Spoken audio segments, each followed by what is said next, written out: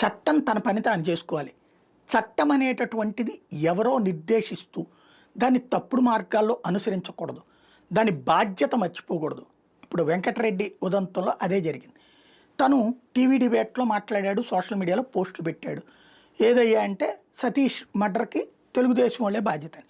YCP వాళ్ళే బాధ్యత. జగన్ అప్పుడు బాబాయిని చంపేశాడు, ఇప్పుడు ఇతని చంపే ఇచ్చాడు అని చెప్పేసి గొడ్డలంటూ తెలుగుదేశం వాళ్ళు పోస్టులు పెట్టారు. అఫీషియల్ పేజీల్లోనే పోస్టులు వాళ్ళు పెట్టారు, వీళ్ళు పెట్టారు.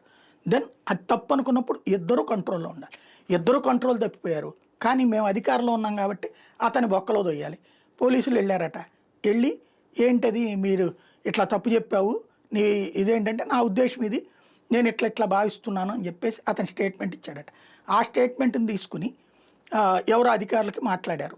ఆ తర్వాత అధికారులు చెప్పారంటూ పద నువ్వు కోర్టు దగ్గర వాంగ్మూలం కానీ నిన్ను మ్యాజిస్ట్రేట్ దగ్గర సబ్మిట్ చేద్దామన్నారు. యాజ్ ఫర్ నామ్స్ అతన్ని అరెస్ట్ చేయడానికి సెర్చ్ వారెంటో అరెస్ట్ వారెంటో పట్టుకుని వెళ్ళారా? మొన్ననే సుప్రీంకోర్టు ఏం చెప్పింది, హైకోర్టు ఏం చెప్పింది?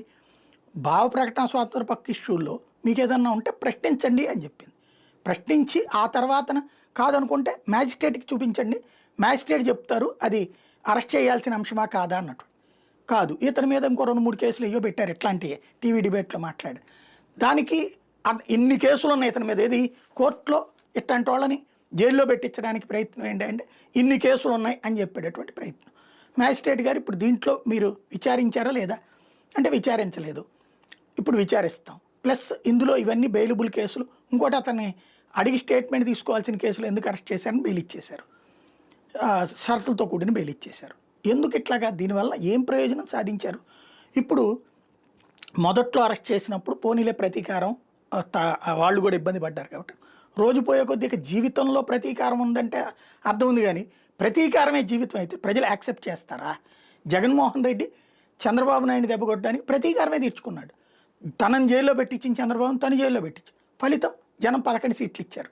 మరి ఇక్కడ వీళ్ళు ఇట్లాగే ఇంతమంది మీద ఇన్ని కేసులు పెట్టి తప్పుడు కేసులు పెడతా మాట్లాడితే కేసు, సోషల్ మీడియాలో పోస్ట్ పెడితే కేసు.